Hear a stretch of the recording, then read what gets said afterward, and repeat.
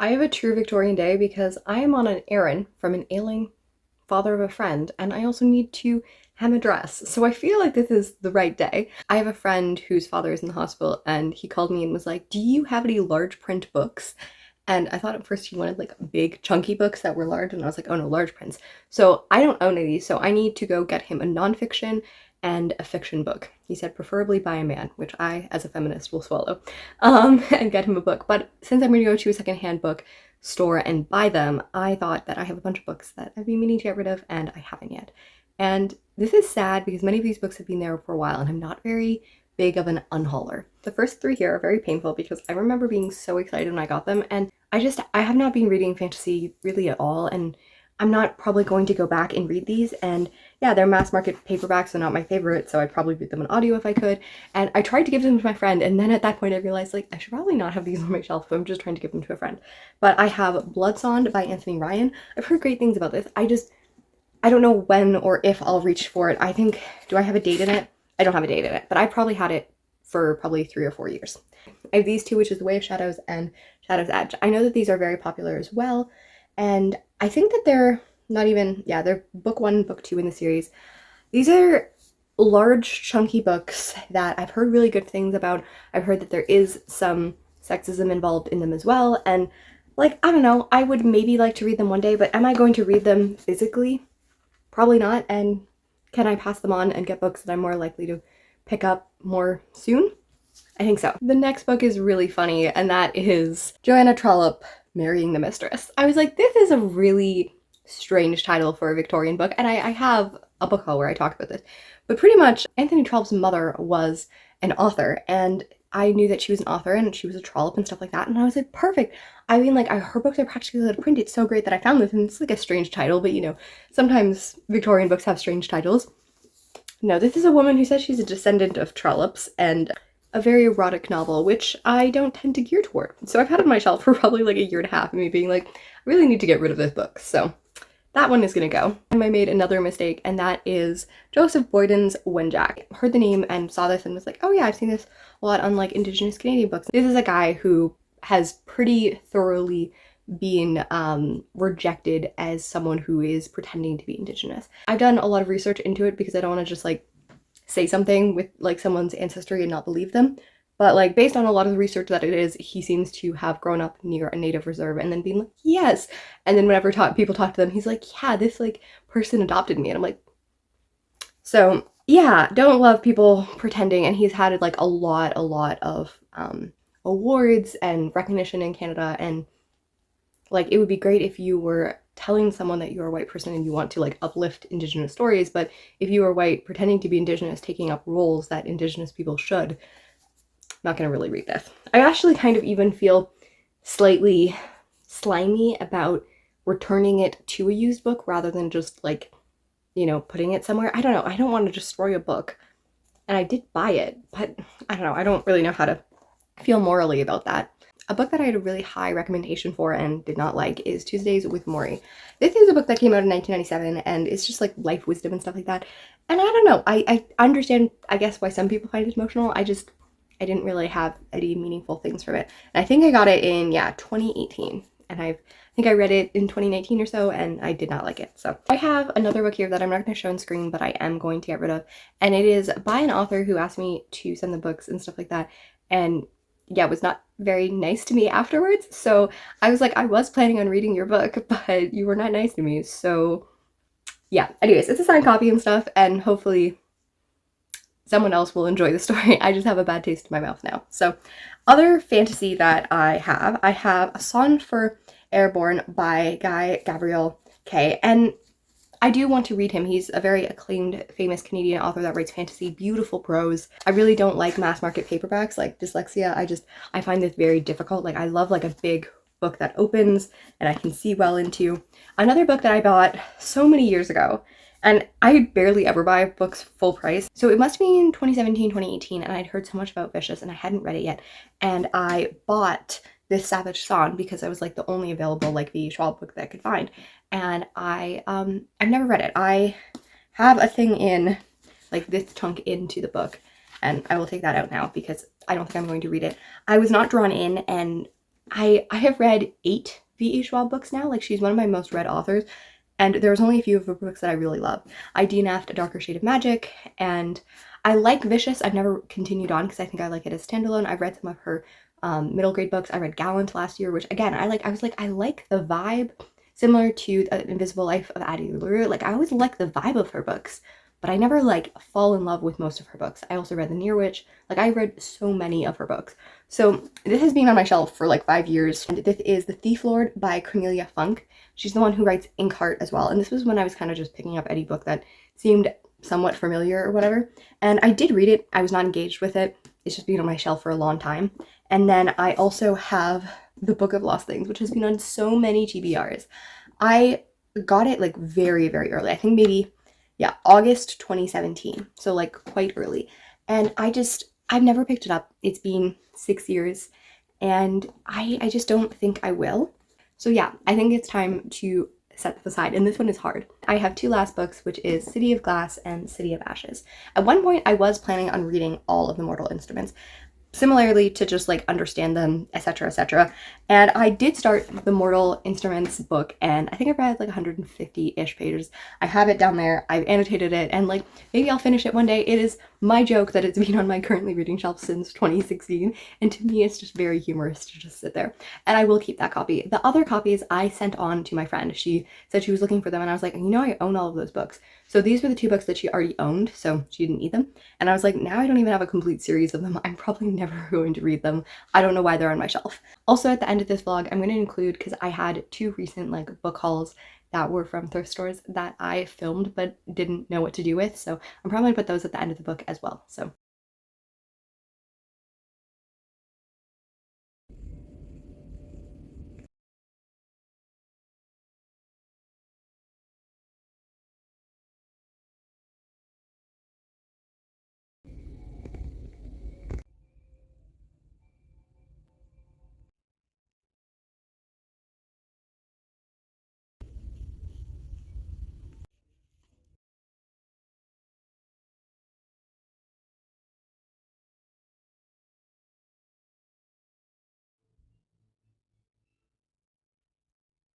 it is raining and I'm now flaring, and I still haven't found any large print books. The first one that I went to had some large print, but they were like 18 bucks and they weren't that good. Like, they were not, there was like maybe 12 of them and none of them were particularly interesting, and I was like, okay. But I bought 4 books thinking that I have lots of store credit, and I only have store credit for less than half of what I bought. So I ended up spending 18 bucks, which is a lot more than I would like to because I don't have a ton of disposable income. So I was dumb, but the biggest purchase that I made was this one, and it is Lesser Known Monsters of the 21st Century by Kim Fu. I read this part of the Giller Prize long list and short list last year, I believe.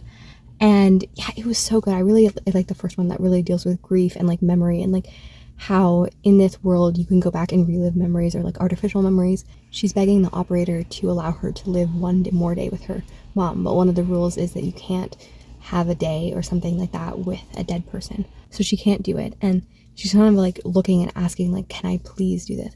There's another one in which like you're able to like print out copies so that husband and wife keep on like killing each other, and then they can like print a new copy and stuff.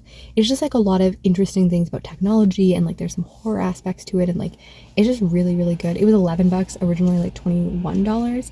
And I was like, I normally buy books that are like $5-6 at thrift stores.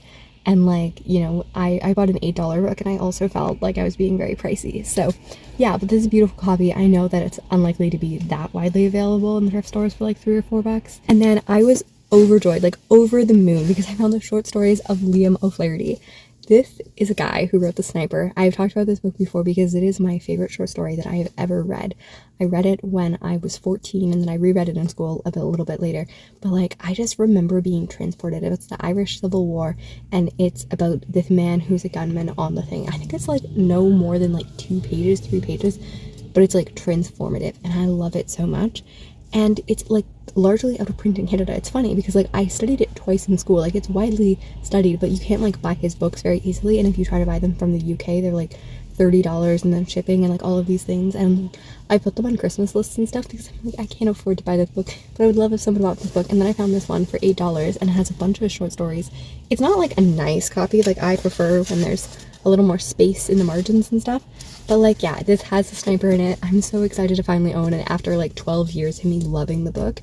So yeah, this was a splurge, but I was so happy. And then I was like overjoyed for this one. And this is The Story of an African Farm. I think I've heard a little bit about this. It's Olive Schneider. And I originally saw African Farm and I was like, oh, it's a classic. Like, is it a black classic? And then I like looked at it and I was like, oh no. But it looks like the person is actually critical of colonialism and stuff like that. And she's a feminist, and it's like a new woman book, which is cool because like that is what a Victober prompt is this year. And I haven't figured out what I'm going to do. I like doubt I'm going to read this in the next 10 days. But like, it does seem really interesting. It's not super long. I just think the cover is so pretty. But yeah, it just says Lyndall Schreidel's articulate young South African farmer marks the entry of a controversial new woman into the 19th century fiction. Raised an orphan amid the makeshift family, she witnesses an intolerable world of colonial exploitation. Desiring a formal education, Lyndall leaves the isolated farm for boarding school in her early teens, only to return 4 years later from an unhappy relationship. I'm so sorry. I'm like beside a road where people are apparently just revving their engines like crazy. This just seems really cool. I actually found a lot of really interesting books. I really need to like look into Broadview generally because it is like not the prettiest thing, but they have the black covers and I own quite a few of their books and they always have like really cool old books that are like not very much in print, but then they also have like books like I saw like Tom Sawyer and stuff like that. So it's not, obviously they do print books that are more popular. So I kind of want to know what their like purpose and desire is. But there was one that was like a play about a young woman working and like it looked so good. It was set in like 1907. I took pictures of the books so that I could remember them and look them up. The last one that I bought was Maria Edgeworth's Castle Rackrent. And I know I didn't need to buy this, but there was a version of this that was more expensive, and they also had the third book that was called The Absentee. And this is called the first regional novel in English. And it looks at a desolate Irish family. Like, I really love that it has like an Irish thing. And this is kind of before the Victorian era. I think she published into the Victorian era a little bit, maybe. This is a contemporary of Jane Austen, and I love Jane Austen. And I've also been quite impressed by some of the 17th century literature that I've read. So like, yeah, I think that this came out in the early 1800s. And in an era that I'm not as well read into it as I would like to. And yeah, this looks at Irish people in that era too, which is also not as, represented and stuff like that. And yeah, I'm just really hoping that it's going to be good. It's like 130 pages. I should read it because I didn't need to buy it. And like, it was definitely, it was a splurge. And then I went to the second used bookstore and was like, immediately was like, do you have large print? And they were like, no. And then I asked her if they had Trollope, and they only had like the really fancy Trollope in the hardbacks. My hands really swell up and like get really sore if I try to read like a hardcover. So like, yeah, unless it's like a $3 hardcover that's like pretty or something like that, like I'm unlikely going to do that. And it was $15. So I was like, crap, she was so nice. I can't like not buy something, so I need to find something cheap because I already overspent on books today. I bought The Vicar of Wakefield by Oliver Goldsmith, which is a 1766 book. And I read the back and then I read the first few like paragraphs and then I like skipped through and read part of it. And it does seem really funny and like a book like I would really like. The other book that I was considering getting was Lorna Doone by Blackmore. And I've heard good things about him. I read the first paragraph and it was very funny, but it was $5 and the book is probably like 600 pages. And I was like, I'm probably much more likely to read this one that's like 200 pages than that one's at 600 pages. So I did buy this one. Yeah, now I need to figure out. I think I'm going to go home and rest and eat some soup, and then I'm going to re-emerge and try to find a large print book. So I returned from my journey. I had to go to Indigo to finally get something, and they still did not have a large selection. So first of all, I got Passenger by Cormac McCarthy. I don't know if he's going to like it. I called him to ask him his choices, and like, these are not going to have the books that he wanted. I hope that he likes it. He said I could do Thrillery, the other Thrillery. I will not buy a James Patterson book. I refuse. I refuse with my whole sensibility. I have strong feelings about that. If you want to know why I won't buy a James Patterson book, I can tell you some other time. But the other book that I convinced him into letting me buy was Violeta by Isabelle Alende. He said nothing girly. It has a woman on the title with flowers and stuff like that. But we're gonna solve sexism one book at a time. And I was like, she's a classic author. She started in the 1980s. She's been publishing a really long time. This is looking from like the 1920s, looking at like war and like all kinds of that. So I'm hoping he's gonna like it. I also almost tried to wager for Carrie Soto is back. I was like, it's the father-daughter relationship, because I was like, these are the books that I'm arguing for. I think that like he might have been less put off by The Wind at the Back, which has like a less quote unquote girly title. I stand by none of these, but I haven't read it, so I actually don't know the content, even though I'm hoping to read it by the end of the year. So yes, that is my adventure, and hopefully this turns out to be well. These are two best-selling novels of last year. I feel very strange. Also, they are so expensive, so like for some reason these were like $86 to buy these two books, which it feels bad because people with disabilities or like he who has had a stroke now has to spend so much more money on books. I'm gonna drop those off and then we go home and probably sleep. I'm tired. We're gonna do a very quick book haul because I went to a thrift store and it was lovely. I only bought 2 books for myself, but I bought a bunch of books for other people's, so I can share that as well.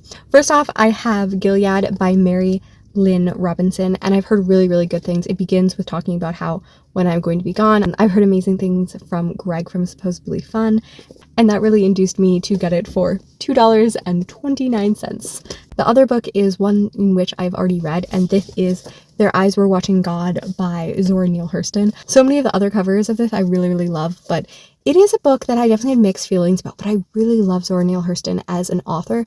I love the ways in which she tells stories and her use of different techniques, especially in her short story collection, Hitting a Straight Lick with a Crooked Stick. That is so wonderful, and she has plays and stuff in there, and I really, really love that entire collection. And then I feel like I might have had too high expectations for this novel, and someone writes short stories and plays very different than when they write novels, but this has a beautiful first line. Ships at a distance have every man's wish on board. This is like the perfect book to annotate because there's so much room. Like, this is every annotator's dream, and that is actually what induced me to get it, because of the fact that I wasn't going to, but I didn't love it the first time I read it, and I have really liked her as an author, and I feel like it's a beautiful copy for me to one day hopefully reread and annotate and maybe love more. And then I'll quickly go through the other books in which I got that I will be passing on, and these ones, these are all a series of unfortunate events. I have 5 of them. I'm really excited because I own all of these books, and my roommate is friends with a family that have young daughters, and she's been passing these books on and reading them, and I was really excited to pass them on to her, so she is going to be giving them to her periodically. So I got these for nice and cheap so she can pass on. And the other one is My Grandmother Sends Her Regards and Apologies. I really love Frederick Bachman, and I have this book on my shelf, and one of my friends read Beartown and loved it, and I'm going to give this to her so we can buddy read it, and it's going to be wonderful. And then I'm also going to give her Mere Christianity because she has my copy right now, and I found this for cheap, so I'm excited to give it to her. Hello, so it is now a few days later, and I am come here to wrap it up. Before, as I was editing this video, my roommate came in and was like, hey, guess what? I just went to the thrift store and I found 2 books. The Toll and the Thunderhead. And she also found South because she thought I owned Scythe. These are my favorite series like of all time. Like I really, really love this book. I think that like it is just so beautiful and marvelous. And it's like such an interesting perspective and like commentary on like morality and on technology and what is humanity, what is personhood. It follows these characters that are tasked with gleaning, taking it from the old biblical idea that those who go around do a blessing of service. So in a world where no one dies anymore, it is merciful to kill those who would overpopulate the earth. So even if you have like dead-like experiences, you will not pass away because they will revive you. And the only way that someone can actually end their life is if they're too far away from technology to save them, which pretty much never happens. Or in the case of the fact that a scythe gleans them, then no one intervenes. There's these 2 teenagers that are taken in by different scythes and trained and taught, and it is so interesting. And I really love like the beginning of Scythe is like one of my most favorite sentences and pages of all time because it goes through and it texts, we must keep a record. They have to reflect and think about who they chose and why they chose to kill that person. And it is so interesting. And you see different characters who choose to glean in different ways, and then where the corruptibility of that and the politics and the relationships. I'm so in love with the world and the world building. I have read the first 2 books at least twice and like snippets of them multiple times. And then The Toll, I have begun. I got a good chunk into it, and then the pandemic hit and I've never finished it. It is a very long book, and it's one of those books that I know like is going to be so good, so I keep on like denying myself to read it because I need to be in the perfect mood and just like sit down and enjoy it. But like I can't believe that I haven't read it. So now I own it, and I'm really excited. And yeah, I'm just delighted to have one of my favorite series of all time and I'm going to go to that Goodwill hopefully, and I'm hoping the first one will still be there. I'm so excited to own these. I'm so excited that you got to share this. I hope that you enjoyed some of the classics that I got, some of the other books. This weekend I was talking to my roommate and I read the first story of Lesser Known Monsters of the 21st Century. I previously read it, but I read it to her and I was just trying to explain why I loved it so much, and I was just sobbing uncontrollably. Like, I think it's like probably like 10 pages long, and I just love the collection so much. I'm really glad that I made the purchase that I did. I would just love to know which books you've gotten recently, which books you've unhauled recently. Do you buy a lot of books? Do you unhaul books? I have pulled, because I've been cataloging all of my books, which has been super fun. And I have pulled out some of them and I'm like, I should probably get rid of them. Some of them I've had since childhood and I know I'm never going to read them, but I'm very nostalgic. And I do really believe in the idea of like a life's library. Like, some of these books I know I will never read, but other people will read them on my shelves. And yeah, I'm a little bit of a hoarder of books, but I also try to be generous with like letting other people have them and all of those things. So yes, I would love to hear from you guys. I am so glad you got to spend 20 minutes or whatever that ended up being with me, and yeah, have a great day.